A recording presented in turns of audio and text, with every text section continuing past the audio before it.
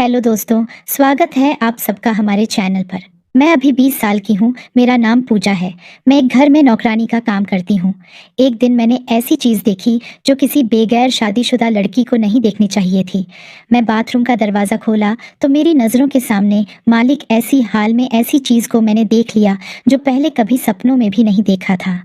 मैं क्या करती, बाली उम्र में एक लड़की के भी कुछ सपने होते हैं। मैं बहक गई थी, वह सब सपने मेरी आंखों के सामने आ गए थे। यह बात उस समय की है जब हल्की हल्की गर्मियां शुरू हुई थीं। उस दिन मुझे काम करते करते देर हो गई। जब मैं रात को घर आने लगी तभी मालिक बोले, रुको, रात काफी हो गई है, मैं भी साथ चलता हूँ, तुम्हें छोड़ देता हूँ। तभी मालकिन बोली, आज रात यहीं रुक जाओ, देर हो गई है, कल चली जाना, यह भी तो तुम्हारा ही घर है। तब मालिक बोले, हाँ आज यहीं रुक जाओ, सुबह जब मैं ऑफिस जाऊंगा मैं तुम्हें तुम्हारे घर छोड़ता चला जाऊंगा। मैंने कहा ठीक है, रुक जाती हूँ, क्योंकि मैं मालिक की ऑफिस के पास ही मेरा घर था। मालिक आज भी दिखने में किसी 30 साल के लड़के जैसे लगते हैं। मैं रसोई में बैठी अकेली अपने आप पर गुस्सा हो रही थी। एक तरफ तो मुझे मालिक के घर रात को रुकना नहीं चाहिए, दूसरी तरफ बाथरूम का वह मंजर बार बार मेरे नजरों के सामने आ रहा था। पूरी रात मैंने इसी कश्मकश में गुजार दी। सुबह जब मैं उठी तो घबरा गई कि अब मालिक से नजरें कैसे मिलाऊंगी। किसी को कुछ बताए बिना मैं अपने घर चली आई। मैंने अपनी माँ को भी कुछ नहीं बताया। सारा दिन दिमाग में बाथरूम वाली घटना घूमती रही थी। ऐसे ही कुछ दिन बीत गए। इसी कारण से मैं काम पर भी नहीं गई कि कहीं कुछ और न घट जाए। कुछ दिन बाद मालकिन और उनका बेटा घर पर आ गए। मालकिन बोली, क्या बात है पूजा, तुम आजकल काम पर क्यों नहीं आ रही हो, सब ठीक तो है? मैंने कहा, सब ठीक है। मालकिन, आपने क्यों तकलीफ की? मालिक को बोल देती, वही आ जाते। अरे तुम्हारे मालिक तो किसी काम से बाहर गए हैं, चलो घर पर बहुत सारा काम पड़ा है। मैंने कहा, ठीक है मालकिन, अभी चलती हूँ। जैसे ही मैं घर पहुंची, दरवाजा खोला तो मैं डर गई।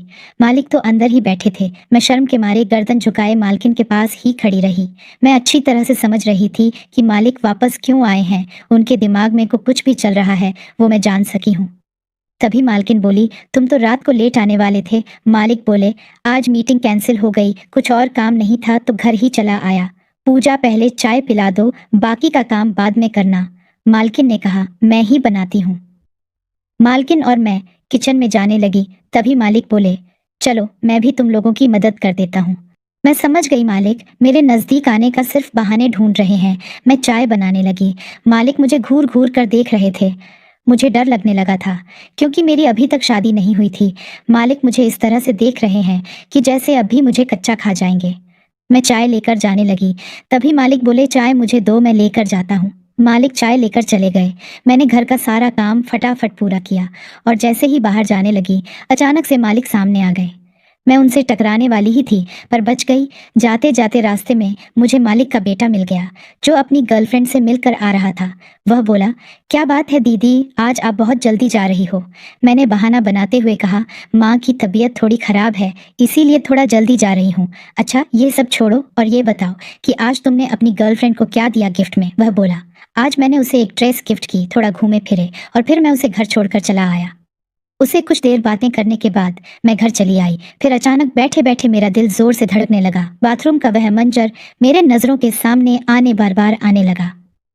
मैं सोचने लगी कि नौकरी छोड़ देती दूं, यही ठीक रहेगा। अगले दिन जब मैं नौकरी छोड़ने के लिए जाने लगी, तभी मुझे ख्याल आया कि क्यों ना नए कपड़े पहन के जाऊं। जैसे ही घर पहुंची, मालिक दरवाजे पर ही खड़े थे। मालिक मुझे हवस भरी नजरों से निहार रहे थे। मालिक ने आवाज लगाई। तभी मालकिन भाग कर आई और बोली, क्या हुआ, क्या बोल रहे हो? तभी अचानक मालकिन मुझे देखकर चौंक गई। अरे पूजा, तुम हो? मैंने कहा, जी, इस ड्रेस में तुम कितनी अच्छी लग रही हो, आज के बाद ऐसे ही कपड़े पहना करो। तभी मालिक ने कहा, तुम इस फ्रॉक में बहुत सुंदर लग रही हो। मालिक और मालकिन को इतना खुश देखकर मैं नौकरी वाली बात बोल ही नहीं पाई। फिर मैं अंदर चली गई और काम करने लगी। काम करते करते किसी ने मुझे पीछे से छींटी काटी। मैं गुस्से में पीछे मुड़ी तो देखा मालिक का बेटा था। वह बोला, दीदी, आज तो आप बहुत खूबसूरत लग रही हो। मैंने उसको थैंक्स बोला। अच्छा तुम एक बात बताओ, आज मालिक और मालकिन बहुत खुश लग रहे हैं, क्या बात है? क्यों दीदी, तुम्हें नहीं पता कि आज पापा और मम्मी की शादी की सालगिरह है? मैं मन ही मन सोचने लगी, अच्छा हुआ आज मैंने नौकरी छोड़ने की बात नहीं बोली, इस खुशी के मौके पर उन्हें कितना बुरा लगता। तभी आवाज आई, पूजा यहाँ आओ। मालकिन बुला रही थी। दीदी जल्दी जाओ, मम्मी बुला रही हैं। मैं मालकिन के कमरे में गई। मालकिन बेड पर बैठी हुई थी। मालकिन ने कहा, यहाँ आओ। मैं उनके पास जाकर बैठ गई। आज मैं तुम्हें कुछ देना चाहती हूँ, मना मत करना, मालकिन ने कहा। मैंने हाँ में गर्दन हिलाई। मालकिन ने मुझे अपनी सबसे प्यारी साड़ी दे दी और बोली, यह तुम पर खूब जचेगी। मैं साड़ी लेकर किचन में वापस आ गई। उनका बेटा अभी तक किचन में ही था। मेरे हाथ में साड़ी को देखकर बोला, ये तो मम्मी की साड़ी है।